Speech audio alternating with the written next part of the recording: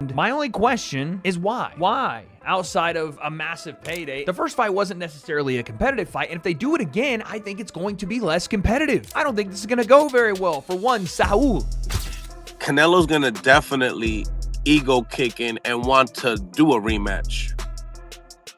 Nah, I don't know. I don't believe that. You know, I think Terence Crawford, still riding the momentum from his historic win in September, has agreed to a rematch with Canelo Álvarez, but only on his terms. Crawford has drawn a hard line. The days of playing the B-side are finished. He's not approaching this as a challenger anymore. He sees himself as the top man in the sport. And if Canelo wants another chance, Crawford expects him to pay a price unlike anything boxing has seen. This isn't a simple contract discussion. It's a statement of power. Crawford is aiming to test Canelo's pride long before the fight even begins. It's no longer breaking news, but Terence Crawford, Canelo Álvarez are apparently in talks for a rematch in 2026, and my only question is why? Why? Outside of a massive payday, the first fight wasn't necessarily a competitive fight, and if they do it again, I think it's going to be less competitive. I don't think this is going to go very well for one saath. Like I said, the Ring Magazine reporting as of about 4 days ago now, I'm a little late to the news, but Canelo Álvarez wants Terence Crawford rematch, says negotiations are underway for 2026. Now, first off, I expect nothing less from Canelo. He wants to get that fight back because, well, number one, it's a somewhat advantageous matchup at 168 for him, and there's not many other matchups at 168 for Canelo right now that offer him any sort of advantages. He says, I want my run back, I want my get back, but I gotta be honest. Terence Bud, Crawford isn't turning down the rematch. He just wants to be paid like the true A-side he believes he is. This breakdown dives into the real reasons Crawford is pushing for a massive, history-making payday, why Canelo's own promotional team seems hesitant to finalize the deal, and the explosive behind-the-scenes theory that the entire rematch storyline might be nothing more than a distraction to protect reputations. Generated a staggering $45 million live gate at Allegiant Stadium, proving that the world was tuning in just as much for Bud as they were for the Mexican superstar. Some may argue he's the greatest Mexican fighter. He's the most successful, accomplished Mexican fighter in boxing history. And Canelo is 63 wins, 3 losses, 2 draws, 39 wins by way of knockout. Terence Crawford essentially jumped up 2 weight classes, 3 weight classes, technically 2, and beat Canelo Álvarez. And Canelo, after the fight, said he had no answers. But Canelo was the undisputed champion, so he had a rematch clause. And as I told you guys in the video I did, Terence Crawford is contractually obligated to the rematch. So Bernie the boxer, he reveals that Terence Crawford is demanding that he gets the lion's share. Now, it was reported the gate did over $45 million, close to $46 million gate. It also sold 65,000 people in the arena at Allegiant Stadium in Las Vegas. And so with that said, Terence Crawford was dominant in that night. Canelo got 150 million reportedly, and Terence Crawford got 50 to 70 million, right? And so now Terence Crawford wants the roles to be reversed, as he should. Now keep in mind, Canelo signed a multi-fight deal with His Excellency Turki Al-Sheikh, okay?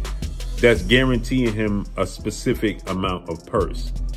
So Terence Crawford is saying, listen, I came out on top, as he did. I'm the victor, as he was, right? It was very successful, not only just because of Canelo Álvarez, but because of me as well, as he's right. And so...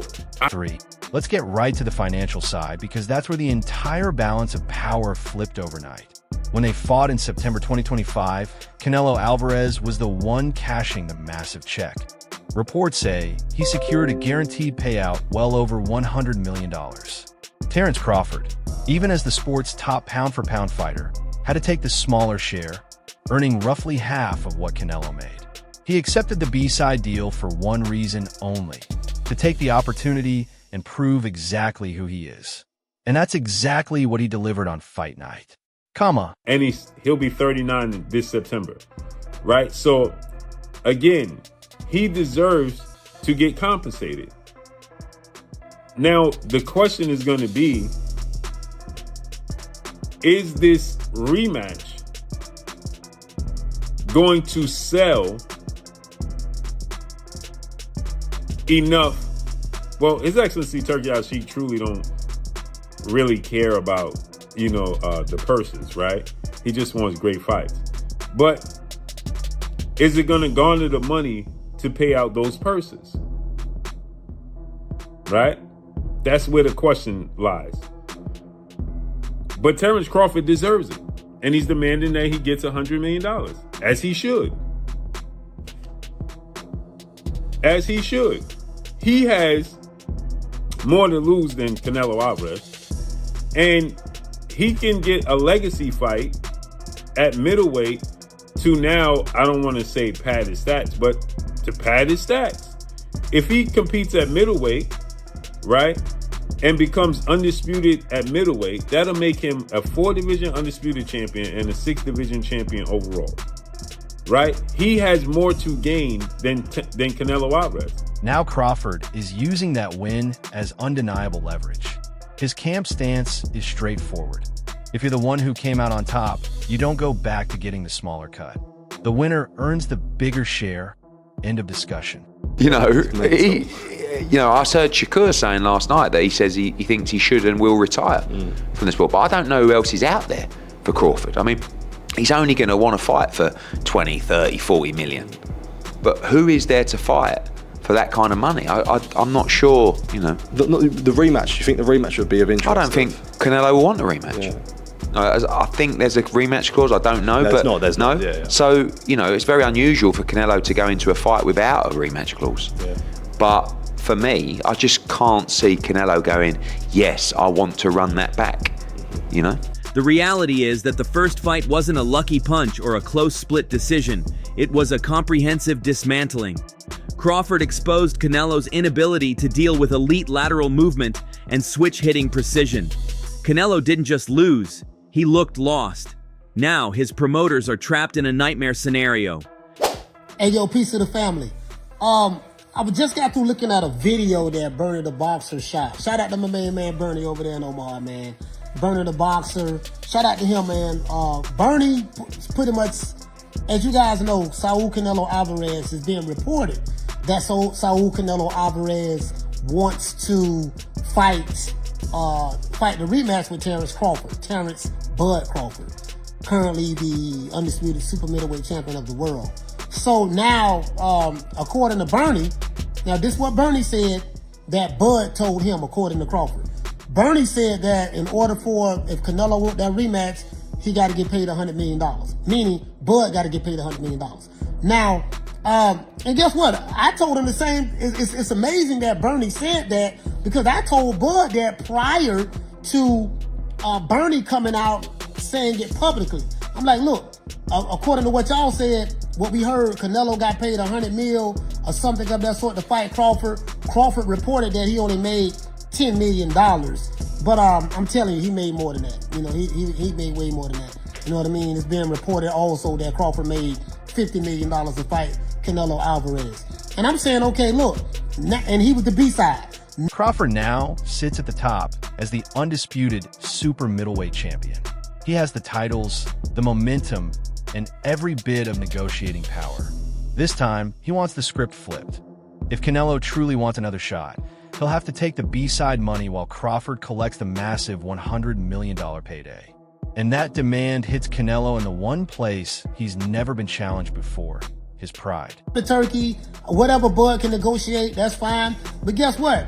And I know Canelo's the bigger draw. That ain't the point. The point is, you lost. He lost to the small guy, the guy that moved up from welterweight, beat you. He showed that he was levels above you, Canelo. So now guess what? He needs to get levels above you paid. That's just the reality of the situation. He made 50 his last fight. You know what I mean? I know he said he made 10, but it is what it is. They say he made, From what I've learned, he made 50. And Canelo made 100. And then now, guess what? They need to flip it. If Canelo want to make 100, fine. No problem with that. But guess what? You got to pay Crawford 100. The $100 million man. Let him see what it feel like to get paid $100 million. It's as simple as that. If Canelo want that fight again with Crawford, if Turk Al-Sheikh tell him, look, you know, Canelo, we only have 150 million for this fight. You know, Crawford wants 100. If you want to fight him, take 50. See what Canelo says. And if Canelo believes he can beat him, take that and beat him. You get what I'm saying? But it is what it is, fam. I mean, that's just the reality of the situation. I hope Bud get his money. You dig? Catch you guys on the next one. Leave your comments below. You know my motto, don't beat me. But there's a deeper reason Canelo's camp is stalling, and it's not just about the money. Before their first fight, everyone pushed the idea that Canelo's size and power would overwhelm a former welterweight. But Crawford dismantled that belief one round at a time. Even Eddie Hearn, one of boxing's most influential promoters, has openly hinted that running it back might be a terrible move. He's described Crawford as a stylistic nightmare for Canelo, and that kind of honesty from someone in Hearn's position says a lot about what's really going on behind the scenes. Again, it's just like Canelo's gonna definitely ego kick in and want to do a rematch. Nah, I don't know. I don't believe that. You know, I think the warrior spirit might want him to have a rematch, but I don't think the rematch is going to do him any justice. You know, I don't see no cause for no rematch the way Bud handled him, because Bud handled him in every which way. You know, he never got buzzed. He seemed like the stronger guy in there, and he the one that hurt this guy. So there's nothing that we can say that will warrant a rematch. I think Bud won so clearly. I thought he damn near won every round. You know, I seen that Andre Ward and Max Kellerman, which kind of pissed me off. They gave him, in a sense that, not pissed me off like that, but I didn't think he won the fifth round. I didn't see him doing nothing much in the fifth round. They was making the fifth round like and if he keeps doing that, then he might win the fight or deuce. I didn't see him doing nothing much in the fifth round. You know, I didn't see that. So I don't think that there's no warrant for a rematch. Crawford handled him easy, pretty much. Easy. He made it look easy. And I'm not going to lie, you know, Crawford going to say the gracious things on the camera, or Crawford's going to say gracious things on the camera. But did I get those feelings when we, you know, he's showing a lot of respect as a fighter for fellow fighters. But if we want to be blunt, man, it was easy. You know, he didn't have no trouble in there. The truth is, their first meeting wasn't decided by luck or a razor-thin scorecard. Crawford delivered a complete masterclass. He exposed Canelo's struggles against top-tier footwork, angles, and seamless switch hitting. Canelo didn't just come up short. He looked unsure of how to respond. And now his promotional team is backed into a corner, facing a scenario they never expected. Never seen it, because usually he probably scorned you. He probably have disdain for you for running. You know, like, this guy, he don't want to fight. But with Crawford, he was just like, where am I going with this guy? Where am I going with this guy? You know, I don't, everything I'm trying to do, he's taking it away from me. The pull counter he did, the looping shot that I showed, like he doubled the left hand up, then he turned it to a loop. He missed the first one. I think Canelo got out the way or blocked it, but he kept the punch going and turned it into a loop and caught him with a great shot. And the angle and the torque that he had on the shot spent his head. The angle and the torque that he had spent his head. So you know the power that he had to have to anchor the shot. Man, in the agility that... The truth is, their first meeting wasn't decided by luck or a razor-thin scorecard. Crawford delivered a complete masterclass. He exposed Canelo's struggles against top-tier footwork, angles, and seamless switch hitting. Canelo didn't just come up short. He looked unsure of how to respond. And now his promotional team is backed into a corner, facing a scenario they never expected. He want to do it, but there's no way he can win that fight. He cannot beat Crawford. He can't beat him. And he was trying. I was watching that fight. When Crawford was punching, he was punching when Crawford was punching. He was throwing to the body when Crawford was going to the head. You know, he was trying everything he could, but then he didn't have no answer. And he said that, I just didn't have no answer for him. So there's nothing going to change about Crawford, you know, unless you know, something dramatic happened where he heard something, and it was something like that. But far as a Crawford has. But behind the scenes, some insiders believe this whole negotiation might be nothing more than theater. Bernie Thaw, a well-known figure in the boxing world who has been following both camps, recently floated a shocking idea. He claims the rematch talk is mostly online hype, pumped up by click-driven headlines, and that Canelo has no real intention of facing Crawford again. According to this view, all the noise is just a distraction to keep Canelo relevant, while his team quietly searches for a smoother, safer path forward. Be like, you know, I stay in the gym, I'm not rusty, blah, blah, blah, whatever. And then fight night comes and they rusty as hell. Like, how is it that Crawford is able to fight one time a year, have a big fight, not even like tune-up type of guys, and it's just like, yo, it's like this dude he's never rusty. Like, how is he able to kind of do that? Because Crawford is always in boxing mode. You know, he's always playing something. He's being active. So he's not just sitting around rusting away. You know, he's always shadow boxing, or he's always wrestling with somebody, or he's always playing basketball. So he's keeping his you know what I'm saying? If you playing basketball, you keeping all your, you know what I'm saying, your alertness up there. You know, you running up and down the court. You bumping. You know what I'm saying? You're using your physical strength in there, muscling your way to the rim. You know, like I say, stay shadow boxing. And Bernie didn't stop there. He stirred even more debate by making a bold comparison that immediately split the boxing world. He argued that Crawford's win over Canelo was actually more significant than Floyd Mayweather's celebrated performance against him back in 2013. Style versus melanated black people.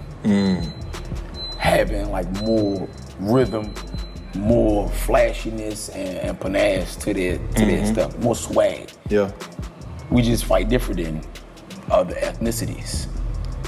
If you want to throw Amir Khan in there, his ethnicity, he was in and out. Yeah, that's the European kind of style. Textbook, you know, but that was his style. Canelo got his style and he mastered it. Terence Crawford cannot take nothing away from him.